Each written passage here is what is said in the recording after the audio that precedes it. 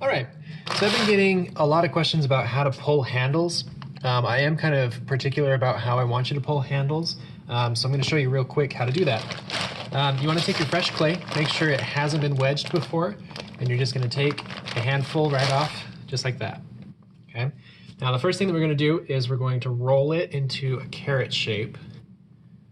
Try and be nice and consistent, good pressure. That's kind of what we're looking for. Okay.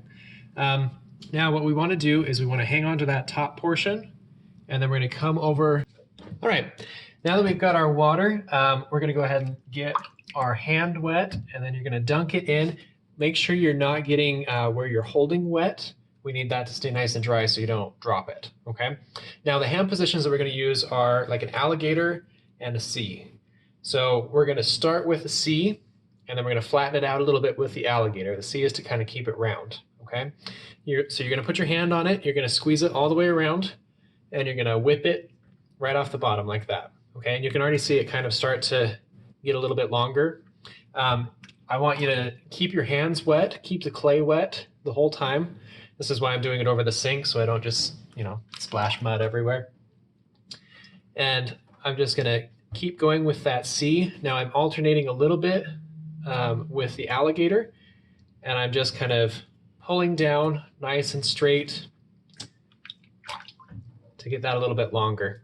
Now you can see that I'm twisting my wrist to change the position of the handle. You want to do this so you don't get one side that's thicker than the other. You want to keep it nice and even, so you rotate every other pull or so.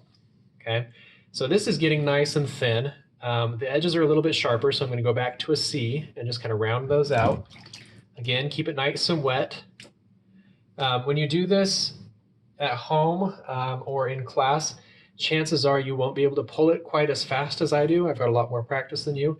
So just keep with it. You want to make sure it's nice and wet. Nice strong pulls all the way down, okay? You shouldn't worry too much about pulling stuff off the edge if your hands are nice and wet, okay? So there's the handle. What I'm looking for is a nice smooth exterior. I do want it to be a little bit flat, a little bit thin, but not so thin that it's going to cut your hand when it's dry, okay? And after you're done with that, you can just stick it on your countertop or your tabletop or your work surface. And you want that dry area that you've been holding on to just stick right on the countertop and wait for that to get leather hard before you put it on. And that's it.